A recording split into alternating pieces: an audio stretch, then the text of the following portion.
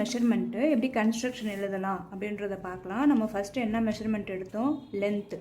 Okay, 0 to 1. என்னோடய length வந்து பார்த்திங்கன்னா, நான் ஒரு பழைய ஷாலு அதில் தான் நான் வந்து என்ன பண்ண போகிறேன்னா ஸ்டிச் பண்ண போகிறேன். ஸோ அதில் இருக்க லென்த்தை நான் அப்படியே எடுத்துக்க போகிறேன்.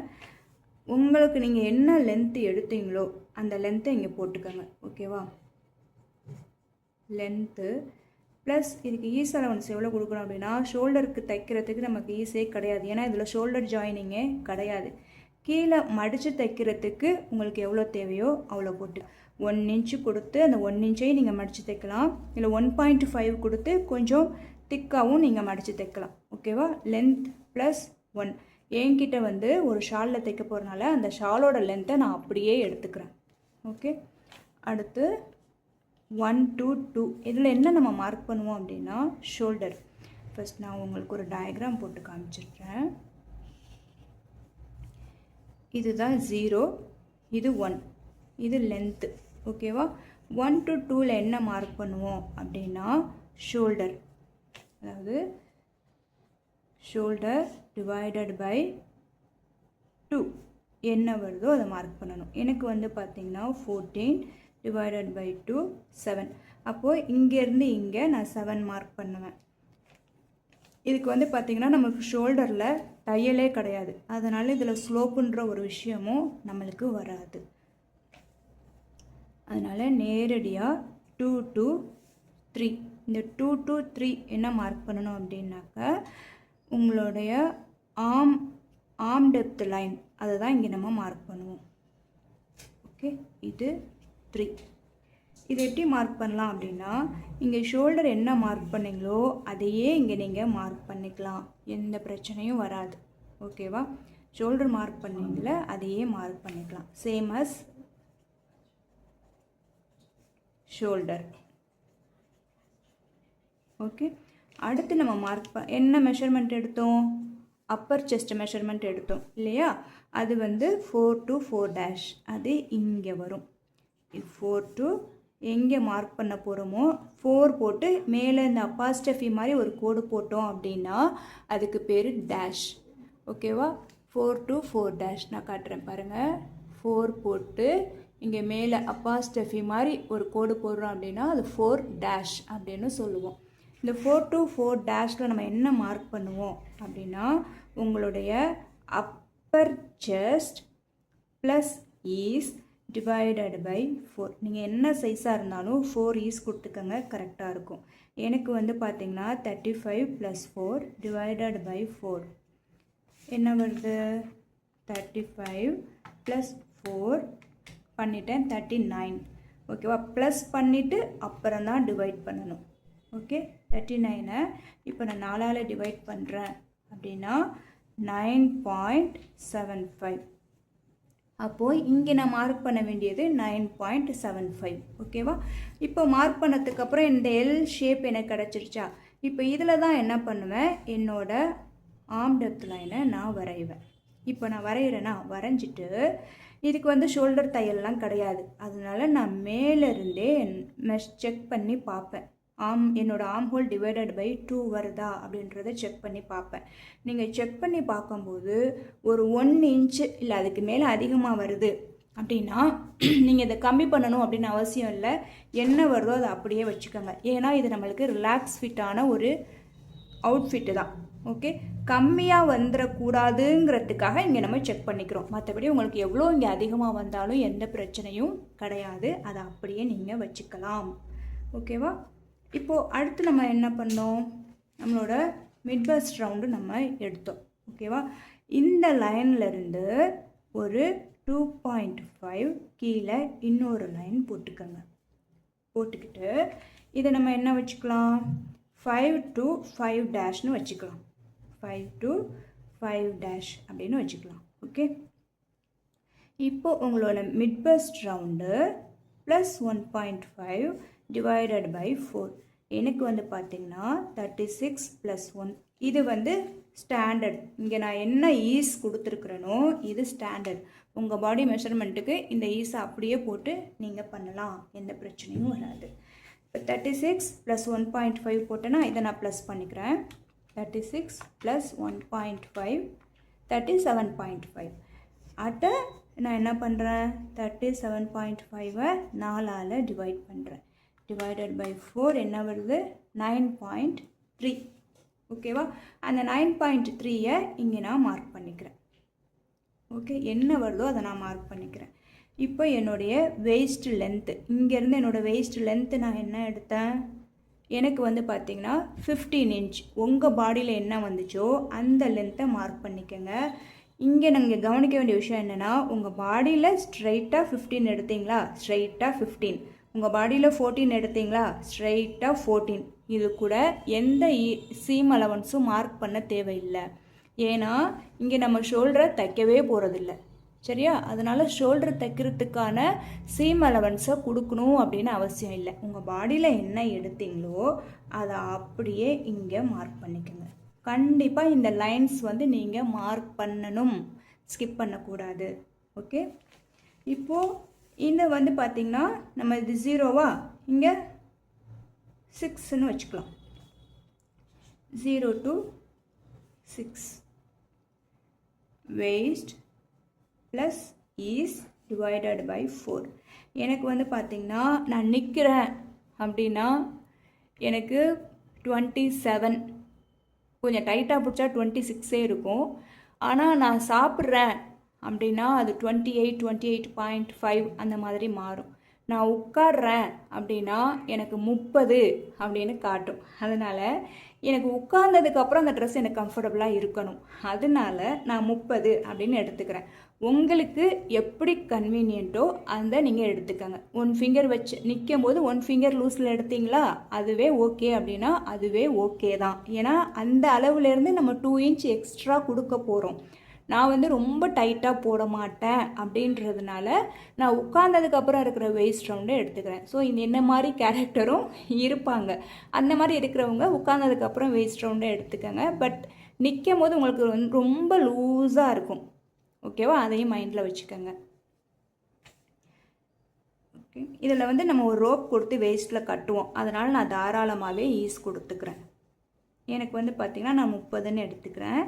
ஈஸ் எவ்வளோ கொடுக்கலான்னா 2 inch. இந்த 2 inch ஸ்டாண்டர்ட். நீங்கள் என்ன சைஸாக இருந்தாலும் இந்த 2 inch கொடுத்துக்கோங்க. ஏன் அப்படின்னா உங்களோட வேஸ்ட் ரவுண்டை நீங்கள் 1 ஃபிங்கர் லூஸில் தான் நீங்கள் எடுக்கவே செய்கிறீங்க. அப்போ மெஷர்மெண்ட்டை எடுக்கும் போதே நீங்கள் எப்படி எடுத்துருக்கிறீங்க, அங்கே ஒரு ஈஸ் அலவன்ஸோடு தான் எடுத்திருக்கீங்க. கரெக்டாக?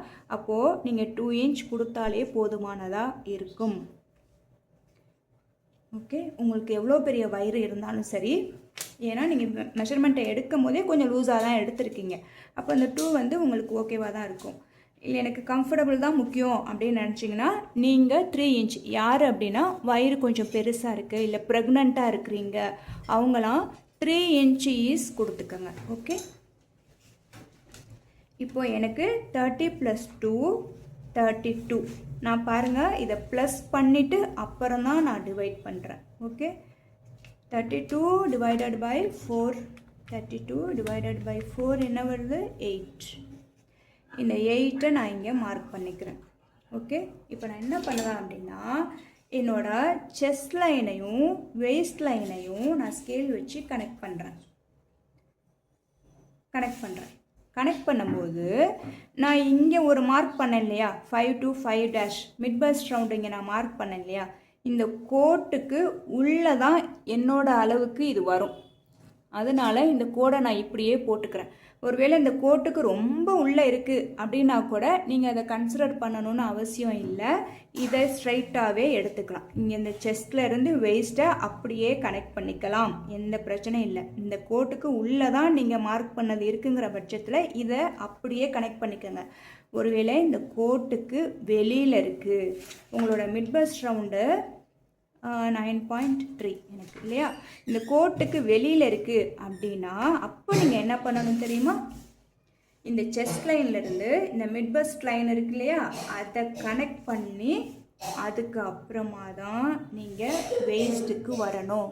இப்படி மார்க் பண்ணால் மட்டும்தான் உங்களோட பஸ்ட் ஏரியா கம்ப்ரஸ் ஆகாமல் அது எப்படி இருக்கோ அப்படியே இருக்கும். ட்ரெஸ்ஸுக்கு மேலேயும் உள்ளே வந்து உங்கள் பஸ்ட்டுக்கான ரூம் அப்போ தான் கிடைக்கும். ஓகே, ஸோ நீங்கள் இப்படி மார்க் பண்ணிட்டீங்கன்னா அப்போ இவ்வளோ ஸ்பேஸ் உங்களுக்கு அடி வாங்குதில்ல, அப்போ பஸ்ட் ஏரியா எப்படி இருக்கும், அப்படியே கம்ப்ரஸ் ஆகிட்டு இருக்கும், மூச்சு விடுறதுக்கே முடியாது. அதுவும் உட்காடுறோம் அப்படின்னா இன்னும் அந்த பஸ்ட் ஏரியா பார்க்குறதுக்கு நல்லாவே இருக்காது அந்த அவுட்ஃபிட்டில். ஓகே, இதை ஃபாலோ பண்ணிக்கோங்க. இப்போ வந்து பார்த்திங்கன்னா இது நம்ம எது வரைக்கும் நான் போட்டிருக்கேன், வெயிஸ்ட் வரைக்கும் தான் நான் போட்டிருக்கேன். ஆனால் நான் எங்கே வரைக்கும் நான் மெஷர்மெண்ட் எடுக்க சொன்னேன், பட் ஏரியா எங்கே முடியுதோ அங்கே வரைக்கும் நான் எடுக்க சொன்னேன். கரெக்டாக? இப்போ வந்து பார்த்திங்கன்னா நான் ஒரு மெஷர்மெண்ட்டு நான் மிஸ் பண்ணிட்டேன், அதை சொல்கிறேன். இது உங்கள் முதுகு, இது உங்கள் பட் ஏரியா அப்படின்னு வச்சுக்கலாம். இப்போது உங்களோட ஹிப் ரவுண்டு வந்து நான் இங்கே எடுக்கலை. எங்கே எடுக்கணும் அப்படின்னா இந்த பட் ஏரியா இருக்கு இல்லையா, இதோட ஹையஸ்ட் பாயிண்ட், இந்த பட்டோட ஹையஸ்ட் பாயிண்ட்டு சர்க்கம்ஃபரன்ஸ் நீங்கள் எடுத்துக்கணும் ஃபார் ஹிப் ரவுண்டுக்கு. ஓகே, ஹிப் ரவுண்டுக்கு. ஆனால் இது நம்ம எங்கேயே ஸ்டாப் பண்ணிடுவோம் அப்படின்னா, பட்டு எங்கே உங்களுக்கு ஸ்டார்ட் ஆகுதோ அங்கேயே நம்ம ஸ்டாப் பண்ணிடுவோம். இங்கே எடுக்கிறோம் இல்லையா ரவுண்டு, இந்த ரவுண்டை இங்கே தான் நம்ம மார்க் பண்ணுவோம். இந்த அளவு ஷோல்டர்லேருந்து எவ்வளோ வரும் பொதுவாக எல்லாருக்குன்னு கேட்டால் 20லேருந்து 22 வரைக்கும் இருக்கும் இந்த லென்த்து, அவங்க ஹைட்டை பொறுத்து. ஓகேவா? ஒரு மீடியமான ஹைட்டில் இருக்கிறவங்களுக்கு 20 இருக்கும். ரொம்ப ஹைட்டாக இருக்கிறாங்க இல்லையா, அவங்களுக்கு 21 இல்லை 22 அப்படின்னு இருக்கும் இந்த லென்த்து. ஷோல்டர்லேருந்து இந்த லென்த்து இருக்கும். எனக்கெல்லாம் வந்து பார்த்திங்கன்னா 20 தான். ஓகேவா? எனக்கு 20 தான். அப்போது இந்த 20 இப்போ ஷோல்டர்லேருந்து 20 ஹைட்டு எங்கே வருதோ அங்கே ஒரு லைன் நான் போட்டுக்கிறேன். ஓகே, அங்கே ஒரு லைன் போட்டுக்கிறேன். ஆனால் இந்த லைன் எங்கே உள்ள லைன், இங்கே லைன், பட்டு ஸ்டார்ட் ஆகுது இல்லையா, இங்கே உள்ள லைன். ஓகே, இந்த லைனில் நான் மார்க் பண்ண போகிற மெஷர்மெண்ட் எது, இது என்னோட ஹிப்பு ரவுண்டு என்ன வந்துச்சோ அது டிவைடட் பை 4 அப்படியே இங்கே மார்க் பண்ணிடுவேன். ஏன்னா இந்த வேல்யூவோட இந்த வேல்யூ எனக்கு சின்னது, அதனால் நான் ஈஸ் கொடுக்காம இதை அப்படியே டிவைடட் பை 4 கொடுத்துக்கிறேன். ஒருவேளை இந்த வேல்யூவை விட உங்களுக்கு இந்த வேல்யூ பெருசாக இருக்குது அப்படின்னு வச்சுக்கோங்களேன், இந்த 2 வேல்யூ இங்கேயும் நீங்கள் ரவுண்டு எடுத்துக்கோங்க. உங்களோட அடிவயர் ரவுண்டையும் எடுத்துக்கோங்க, உங்களோட ஹிப் ரவுண்டையும் எடுத்துக்கோங்க. எது பெரிய வேல்யூவாக இருக்கோ அந்த வேல்யூவை தான் இங்கே டிவைடட் பை 4 போட்டு நீங்கள் மார்க் பண்ணணும். ஓகே, ஒருவேளை இதை விட இது சின்னதாக இருக்குது அப்படின்னா இது பெரிய மெஷர்மெண்ட். ஓகே, இந்த பெரிய மெஷர்மெண்ட்டு இங்கே கொண்டு போய் மார்க் பண்ணுறதுக்கு ஈஸுன்ற ஒன்று தேவையில்லை, அப்படியே டிவைடட் பை 4 போட்டுடலாம். எக்ஸாம்பிளுக்கு எனக்கு 36 டிவைடட் பை 4 போடுறேன்னு வச்சுக்கோங்களேன். 36 டிவைடட் பை 4 போடுறேன் அப்படின்னா எனக்கு 9 இன்ச்.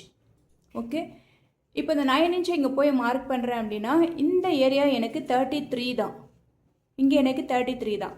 அப்போது 33 டிவைடட் பை 4 நான் போகிறேன்னு வச்சுக்கோங்களேன், 8.25 தான். அப்போது இங்கே நான் 8.25 மார்க் பண்ணணும். ஆனால் நான் எவ்வளோ மார்க் பண்ணுறேன், 9 இன்ச்சு மார்க் பண்ணுறேன். ஓகே, அப்போ அந்த 9 இன்ச் அப்படின்றது எனக்கு தேவையான ஈஸோட இந்த ஏரியா எனக்கு கிடச்சிருச்சு. ஒருவேளை இந்த ரவுண்டு உங்களுக்கு பெருசாக இருக்குது அப்படின்னு வச்சுக்கலாம், இந்த ரவுண்டு பெருசாக இருக்குது அப்படின்னா நம்ம மார்க் பண்ண போகிறது இங்கே தான். அப்போது இந்த பெரிய ரவுண்டில் நீங்கள் மார்க் பண்ணும்போது என்ன பண்ணணும்னா 1 இன்ச் ஈஸ் ஆட் பண்ணிக்கணும். எக்ஸாம்பிளுக்கு இப்போ நானே வச்சுக்கலாமே, இப்போ எனக்கு இந்த ஏரியா 36ன்னு இருக்குல்ல, ஆனால் எனக்கு இங்கே 40 இருக்குதுன்னு வச்சுக்குவோமே. அப்போ 40 டிவைடட் பை 4 என்னது, 40 டிவைடட் பை 4 10 மார்க் பண்ணணும். ஆனால் இங்கே நான் என்ன மார்க் பண்ணியிருக்கேன், 9. அப்போ இந்த அவுட்ஃபிட் எனக்கு எப்படி இருக்கும், பயங்கர டைட்டாக இருக்கும். கரெக்டாக? இந்த ஏரியா பார்க்குறதுக்கே நல்லா இருக்காது, போடவே முடியாது ஃபர்ஸ்ட் ஆஃப் ஆல். அப்போது உங்களுக்கு ஹிப்பை விட இந்த அப்டோமன் சர்க்கம்ஃபரன்ஸ் பெருசாக இருக்குது அப்படிங்கிற பட்சத்தில் எனக்கு 40ன்னு வச்சுக்கோமே. இந்த 40 நான் என்ன பண்ணுறேன், 4ஆல் டிவைட் பண்ணி 10 ப்ளஸ் 1 இன்ச் நான் ஆட் பண்ணிக்கிறேன். இங்கே மார்க் பண்ணும்போது இந்த 1 இன்ச் வந்து ஈஸ். ஓகே, அப்படியே மார்க் பண்ணிங்கன்னா மட்டும்தான் இது உங்களுக்கு கம்ஃபர்டபுளாக இருக்கும். இந்த ஏரியா புரியலை அப்படின்னா மறுபடியும் நான் என்ன சொன்னேன்னு ஃபஸ்ட்லேருந்து பாருங்கள், உங்களுக்கு கிளியராக புரியும். ஓகேவா? இப்போ எனக்கு வந்து பார்த்திங்கன்னா 9 இன்ச்சஸ். இப்போ இங்கேருந்து இங்கே நான் கனெக்ட் பண்ணிட்டேன். இது வந்து அதாவது ஷோல்டர்லேருந்து என்னோட ஹிப்பு லென்த்து வந்து 20. ஓகே, ஷோல்டர்லேருந்து ஹிப்பு லென்த்து இங்கே தான் எடுக்கணும். பட் ஸ்டார்ட் ஆகுதில்ல, இங்கே தான் எடுக்கணும். ஆனால் இங்கே மார்க் பண்ணுறது இந்த ரவுண்டில் எது பெரிய பெரிய வேல்யூவாக இருக்கோ அதை நம்ம மார்க் பண்ண போகிறோம். இப்போ இதையும் தாண்டி என் ட்ரெஸ்ஸு கீழே இருக்கும். ஏன்னா இது எங்கே இருக்குது? இங்கே இருக்குது. நான் லென்த் எங்கே வரைக்கும் எடுக்க சொன்னேன்? இங்கே வரைக்கும் எடுக்க சொன்னேன். கரெக்டாக? அப்போது என்னோட தையல் இங்கே ஸ்டாப் ஆயிரும். இதுக்கு கீழே இருக்க லென்த்தில் எனக்கு அது ஸ்லிட்டு மாதிரி இருக்கும். இங்கே எனக்கு எந்த தையலும் இருக்காது. ஓகே, இது எப்படி ஃபேப்ரிக்கில் மார்க் பண்ணணும் அப்படின்றத சொல்கிறேன். இப்போ நான் வச்சுருக்கிறது வந்து ஷாலோ இல்லை இதுக்குன்னு நீங்கள் ஃபேப்ரிக் வாங்குறீங்களோ அதை என்ன பண்ணுங்கள், அந்த ஃபேப்ரிக் எப்படி இருக்கும்? இந்த பக்கமும் சல்வேஜ் இருக்கும், கரைப்பகுதி இருக்கும். இந்த பக்கம் ரா எட்ஜாக இருக்கும், இந்த பக்கமும் ரா எட்ஜாக இருக்கும். இப்போ நான் என்ன பண்ணுறேன், சல்வேஜும் மேட்ச் ஆகிற மாதிரி நான் மடிச்சுக்கிறேன். இப்போ எப்படி இருக்குது? சல்வேஜும் ஒன்றா மீட்டப் ஆகிட்டுருக்கு. ஓகேவா? இப்போது இப்படி நீளமாக இருக்கா, இதை என்ன பண்ணுறேன்னா இதை இப்படி ஃபோல்டு பண்ணிக்கிறேன். ஓகே, இப்போ என்னாச்சு, எனக்கு இங்கே 2 ஃபோல்டிங் இருக்குது, மேலே ஒரே ஒரு ஃபோல்டிங் இருக்குது. இந்த பக்கம் பார்த்திங்கன்னா எனக்கு 4 லேயர் ஓப்பனில் இருக்குது, கீழேயும் 4 லேயர் ஓப்பனில் இருக்குது.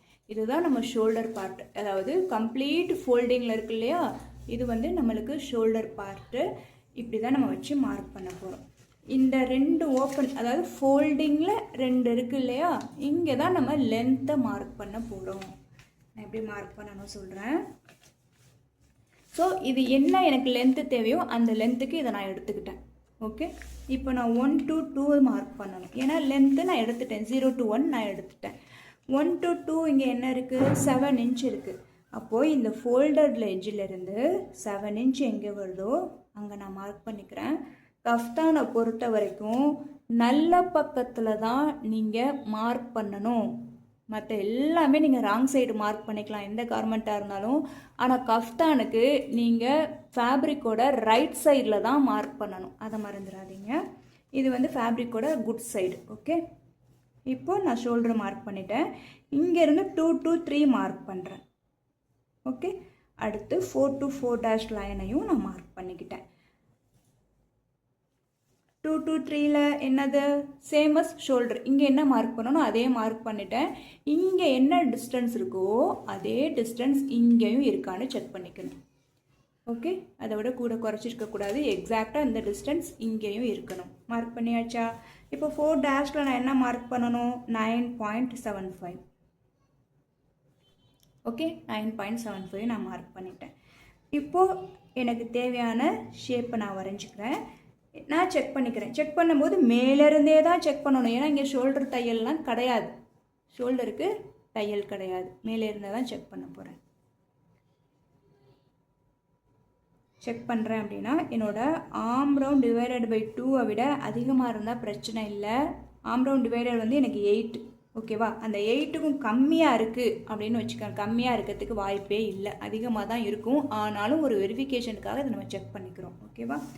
அடுத்து மேலேருந்து வெயிஸ்டோட லென்த்து இங்கே இந்த கோட்லேருந்து 2.5ல் டவுனில் ஒரு லைன், மேலேருந்து ஷோல்டர் எனக்கு வெயிஸ்ட் லென்த்து 15, அங்கே ஒரு லைன், மேலேருந்து 20 inchல ஒரு லைன் போட்டுட்டேன். ஓகேவா? இந்த லைன் கண்டிப்பாக போடணும். இப்போ இந்த மிட் பஸ்ட் ரவுண்ட் எனக்கு என்ன வந்துச்சு அதை நான் மார்க் பண்ணிக்கிறேன், 9.3. வெயிஸ்ட் ரவுண்ட் எனக்கு என்ன வந்துச்சு 8, அதையும் நான் மார்க் பண்ணிக்கிறேன்.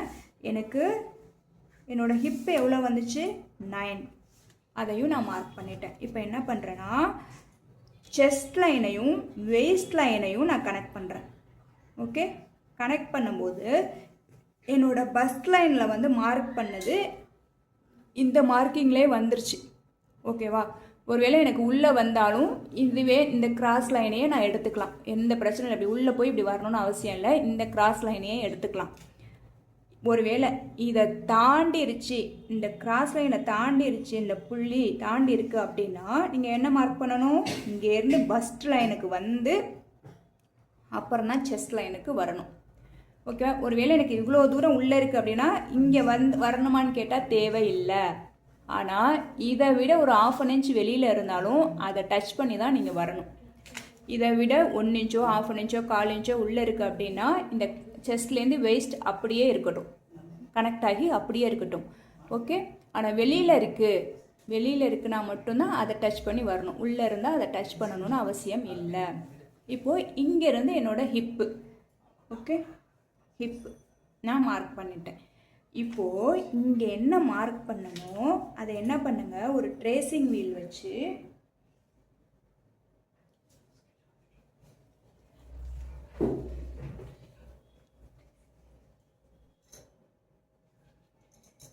இதுக்கு பேர் ட்ரேசிங் வீல். ஓகேவா? இந்த மாதிரி இருந்தாலும் உங்கள்கிட்ட ஓகே, இல்லைனா உங்கள்கிட்ட மெஷினுக்குள்ளே பாபின் இருக்கும்ல, அந்த பாபினையே கூட நீங்கள் ட்ரேசிங் வீலாக யூஸ் பண்ணிக்கலாம். இதில் எல்லாம் ஸ்பெண்ட் பண்ணணுமா அப்படின்னு கேட்டால் இல்லை. ஏன்னா இதை பிடிச்சி இப்படி ட்ரேஸ் பண்ணுறதுக்கு ஈஸியாக இருக்கும், அவ்வளோதான். பாபினை பிடிச்சி ட்ரேஸ் பண்ண கொஞ்சம் கஷ்டமாக இருக்கும்.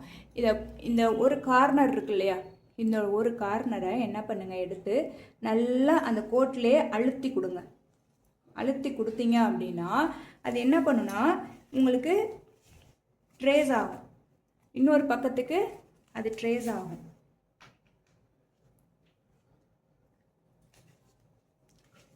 ஸோ இன்னொரு பக்கத்தையும் நீங்கள் கண்டிப்பாக அதை ட்ரேஸ் பண்ணணும். எப்படி அப்படின்னா ஓப்பன் பண்ணிவிடுங்க. ஓப்பன் பண்ணிவிட்டு எனக்கு இங்கே இந்த வச்சு தெரியுது,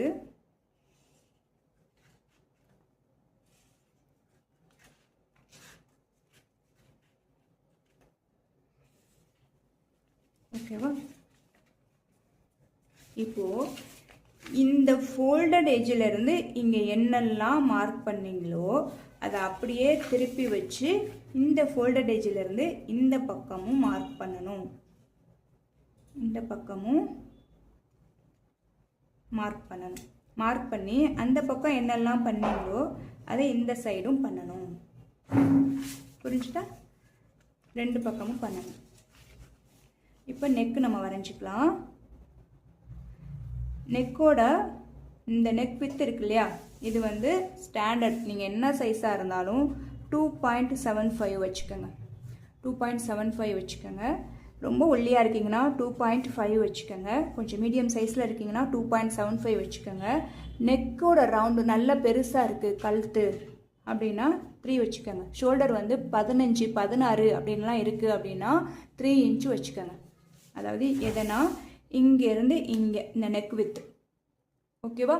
நான் 2.75 வச்சுக்கிறேன். எனக்கு 2.5 வச்சாலும் கரெக்டாக தான் இருக்கும். ஏன்னா கழுத்தை அப்படி ஒட்டுன மாதிரி இருக்கும். இது கழுத்தை விட்டு கொஞ்சம் தள்ளி இருக்கும். 3 வச்சேன்னா கழுத்தை விட்டு நல்லாவே இப்படி தள்ளிட்டு இருக்கும், வைடாக இருக்கும். ஓகேவா? 2.75 நான் வச்சுக்கிறேன். பேக் நெக் டெப்த்து நான் 2 இன்ச் வச்சுக்கிறேன். ஃப்ரண்ட் நெக் டெப்த்து நான் 5 வச்சுக்கிறேன். ஓகே. ஏன்னா நீங்கள் என்ன நம்பர் வைக்கிறீங்களோ அதை விட தச்சு முடிச்சதுக்கப்புறம் 0.5 எக்ஸ்ட்ரா ஆயிரும். கஃப்தானை பொறுத்த வரைக்கும் மற்ற எந்த அவுட்ஃபிட்டாக இருந்தாலும் நீங்கள் என்ன வைக்கிறீங்களோ ரிசல்ட்டில் அதுவே தான் வரும். ஓகேவா? ஏன்னா இதில் நமக்கு ஷோல்டர் ஜாயின் கிடையாது. ஆனால் கஃப்தானை பொறுத்த வரைக்கும் நீங்கள் வைக்கிறத விட 0.5 அதிகமாக தான் இருக்கும். இப்போ நான் 5ன்னு வைக்கிறேன் அப்படின்னா தைச்சதுக்கப்புறம் எனக்கு அது 5.5ன்னு இருக்கும். ஓகே, மார்க் பண்ணிட்டேன். எனக்கு தேவையான ஷேப்பையும் நான் மார்க் பண்ணிக்கிட்டேன். ஓகேவா? இப்போ நம்ம கட் பண்ண போகிறது எதை மட்டும் தெரியுமா கட் பண்ண போகிறோம்? இந்த நெக்கு மட்டும்தான் கட் பண்ணுவோம், வேறு எதையும் கட் பண்ண மாட்டோம்.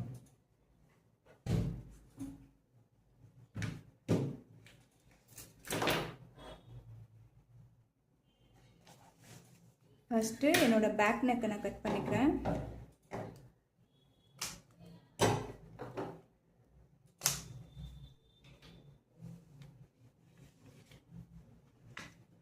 ஓகே, அடுத்து இப்படி ஓப்பன் பண்ணி வச்சு இப்படி வச்சேன்னா பேக் நெக்கை கட் பண்ணிட்டேன்னா இப்படி ஓப்பன் பண்ணிக்கிறேன். ஓப்பன் பண்ணி ஃப்ரண்ட் நெக்கை கட் பண்ணிக்கிறேன்.